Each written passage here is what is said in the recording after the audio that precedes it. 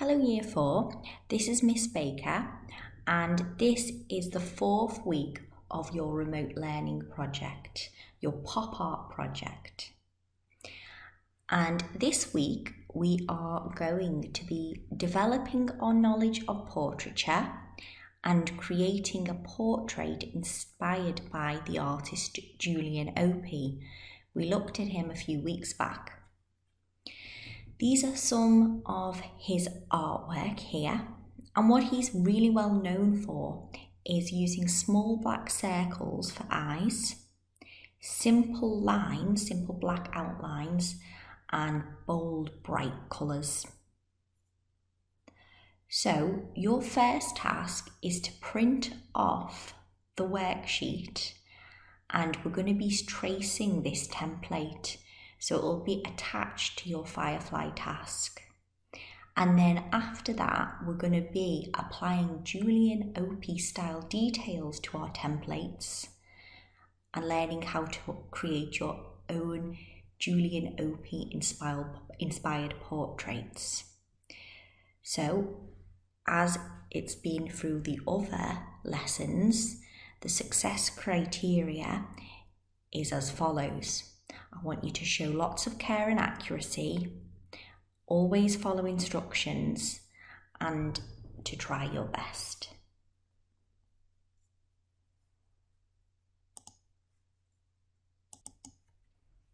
Right, Year 4. Well, what I've done is I've printed off my template and they've got a nice piece of paper and I've placed it over the top.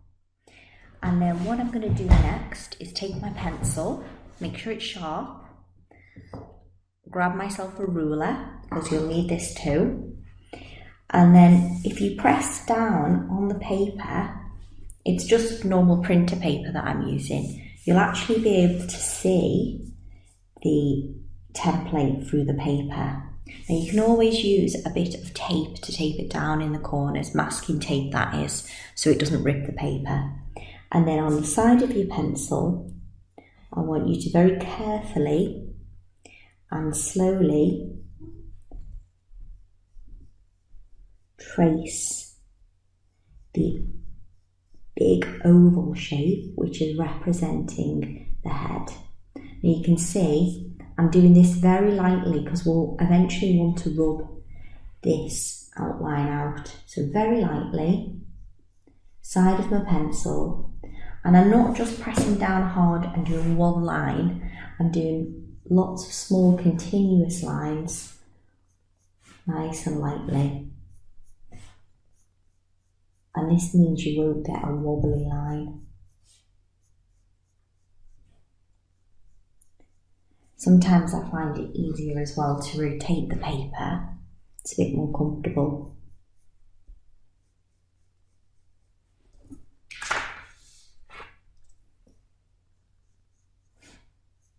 Okay, so I'm done with the big oval shape now, which is representing the head. And then I'm going to take my ruler, and you can see there are lines, and I'm going to draw them using my ruler. So there's one line here, and then I can see another line here, another horizontal line, and then another horizontal line underneath here.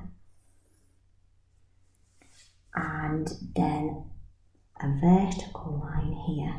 Again, really draw lightly. I'm probably pressing down a little harder so you can see, but you can go even lighter than that. And then I can start to draw my oval shapes. Again, really lightly. I'm going quite fast, but you'll need to take a lot more time, a lot more care. So, I'm wondering how many of you realise what these bigger oval shapes are representing. Well, they're going to be the ears, the outlines for the ears. And then we have these other ovals on this line here. I'm going to tear my paper again so it's a bit more comfortable. And I'm going to start by tracing over the middle oval, and then the other two ovals that are sitting on this line. Now, this oval that I'm doing, now that I'm drawing around, this one and this one, they both represent the eyes. And then we have an oval in the middle. Now we know that we don't have actually 3 eyes, but this one is to know how equally spaced apart these ovals should be. And another thing that I'd like to mention is the fact if you are to touch the tops of your ears now and then touch maybe the top of your eyes, you'll see that they're all in line, and that's what that line's there for. Then we have this line here, and we have another oval that I'm going to trace around. Again, rotate the paper, and I wonder whether anyone would be able to tell me what this oval's to represent. Okay, so something that's in between your 2 eyes, and that's going to be your nose.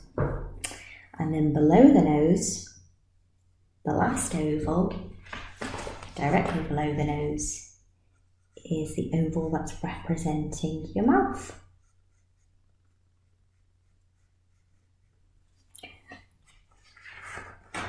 So like I said, that's going to take you a little bit of time to do.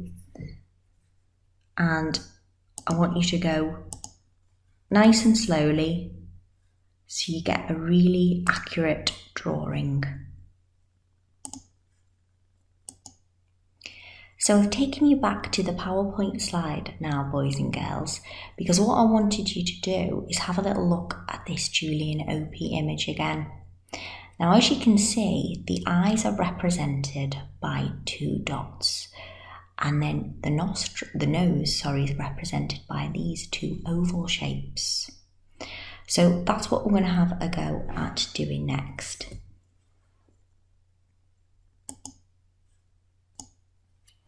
Okay, so first of all, we can now rub out this oval in the middle, because we no longer need that.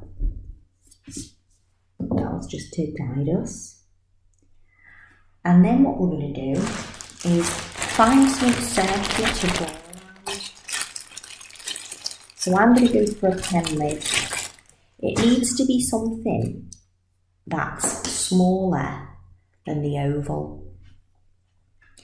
You could do it freehand, but you're going to get more accuracy if you draw around something. So I'm just placing it there. It's on the line, sitting on the line, and it's in the centre of the oval. And then I'm carefully drawing around the eye. Then I'm going to do the same thing over in this oval.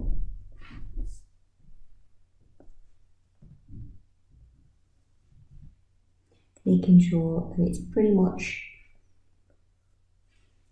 on the line in a similar position.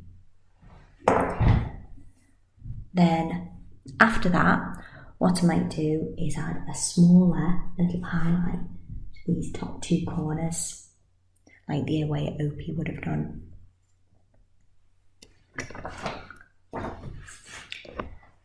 Then what I'm going to do is I can then, once I'm happy with the position of those eyes, I'm going to rub out very carefully so you don't rub out your actual eye that you've just drawn.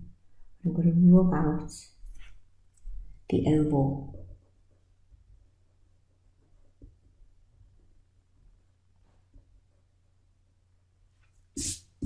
And then we're going to have a go at doing the nose. Now, if we have a quick look at Opie's work here, we can see that the nose is often represented by ovals in general. They're kind of ovally shapes, sometimes slightly on a slant there. So I'm going to go back to my visualizer to show you. So what I'm going to do is have two little ovals here. So I'm going to start with that one, then leave a gap, and have that one. And now, just in case you wanted to know, that gap is about half a centimetre, and that gap is also half a centimetre. So from that line, it's half a centimetre each. And then you've got an oval. But to make it look even more realistic, I'm going to make that oval go slightly pointy, like that. And the same with this side. I'm just going to zoom in a little bit so you can see that. So I'm going to make it a little bit more pointy on that side. It makes it look slightly more realistic. Right, and again, when you're happy with that, you can rub out the oval because we know we're in the right position now. Then the next thing we're going to do is we are going to do the OP inspired mouth. Now, the top part is a little bit like an M shape. So if that's how you think of it, you draw in the letter M inside this top section of this oval. Again, I'm going to just zoom in a bit more so you can see. So I've just drawn an M in this top section, always drawing nice and lightly. And then I'm going to have another line following that, a line I've just drawn around, and round it off at the edges. So that's the top of my mouth. It's actually where the lips would meet. It's to show that shadow in between. And then if we go back to my PowerPoint here, and we have a look again at these mouths, you'll see that OP tends to draw that M shape line where both lips would meet. There'd be a shadow there, but then he does another line here, here and here, and that is where you'd have a shadow underneath the lower lip. So that's what we're going to try and do next. Okay, so that's going to be drawn around here. So what I'm going to do is just simply follow the oval line, but not all the way to the edges. It's going to be only small. So maybe I'll help by measuring it for you.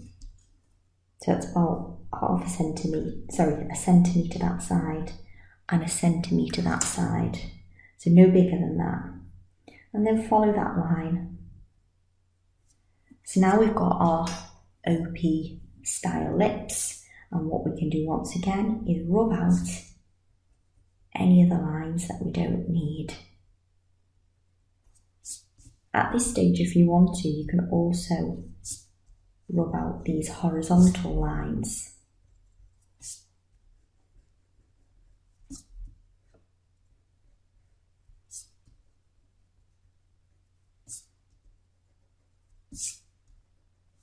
Because you don't really need them anymore. But careful not to rub out your facial features.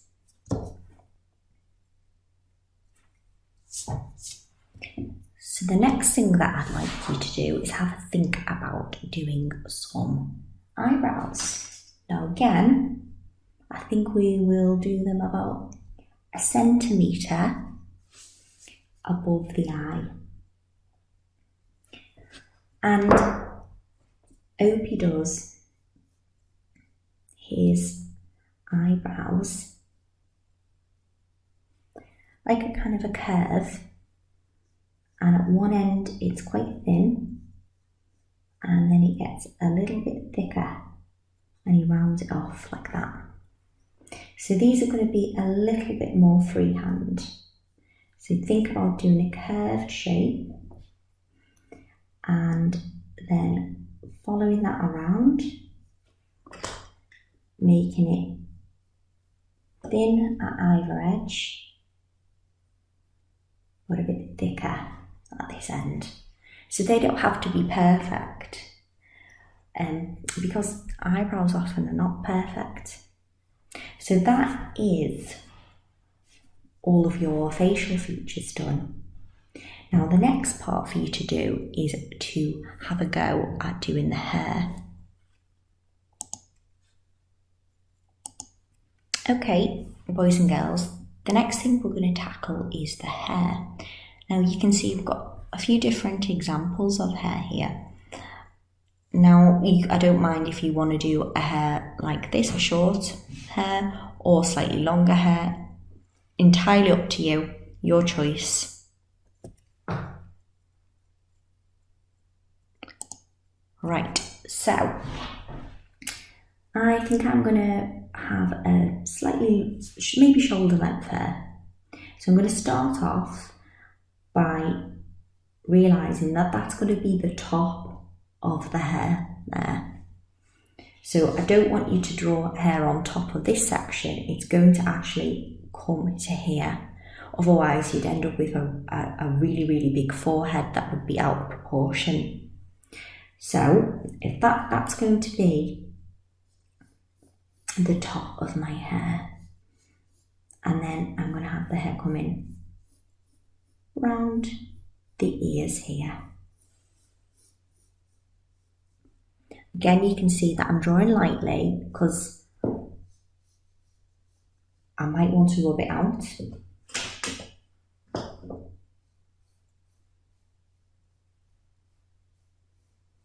And make any adjustments, and we can't do that if we don't draw lightly. Okay, and then I'm going to have some of the hair coming down to about here, then making a little bit of a point there.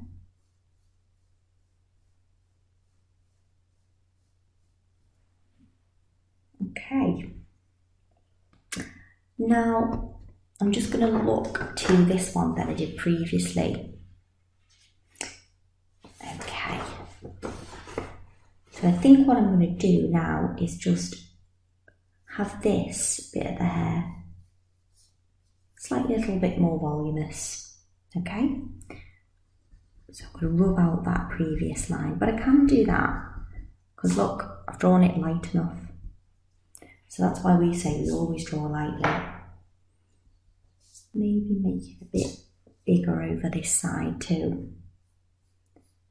So nice gentle lines, nice and lightly. Then rub out any lines that you don't no longer need. And you could do that with this line now because we don't really want that anymore. That was just to show the shape of the head. I'm also going to remove this sheet because I don't need that anymore.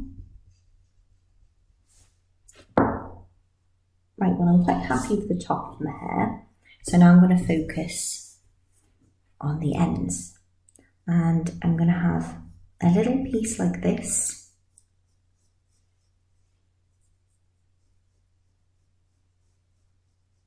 and then maybe have the main part of my hair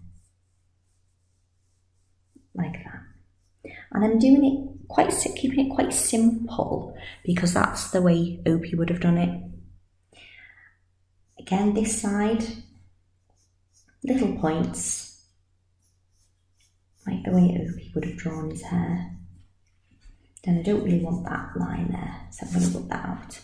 And then I think what we'll do is sometimes with girls' hair, you will have a part of your ear covered. So we're going to have a little bit of the ear covered, which makes it a bit more realistic, a bit like the way Opie would have done. And again, rub out, any lines you don't want. Okay. And then there we go. So all I'm doing now is using my rubber to get rid of any stray lines that I don't want, just keeping the lines that I do want. And that's called refining.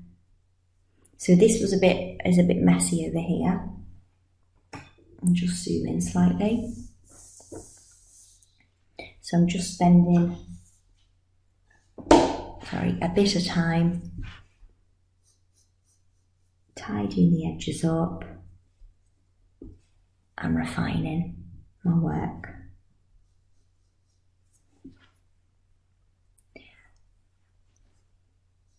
Then the last thing that I'm going to do is I'm going to make my ears look a little bit realistic, because at the moment they're still just ovals. Now the top of the ear I will round off like so, and again I think if I just zoom in for a minute so you can see. So I'm going to round it off there and get rid of that line, and then what I'm going to also do is bring that oval shape a bit over a bit more and connect the shape to the face so it looks more like an ear. And then again this one, that gap doesn't look too realistic, so I'm going to lessen that gap slightly. Sorry, didn't realise you couldn't see there. So lessen it slightly, and then again rub out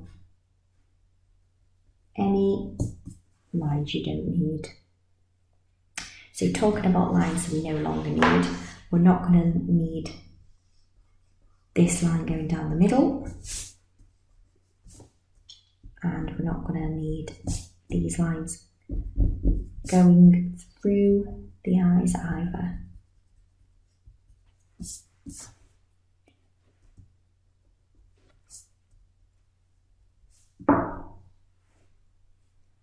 So boys and girls, I'll go zoom out once more.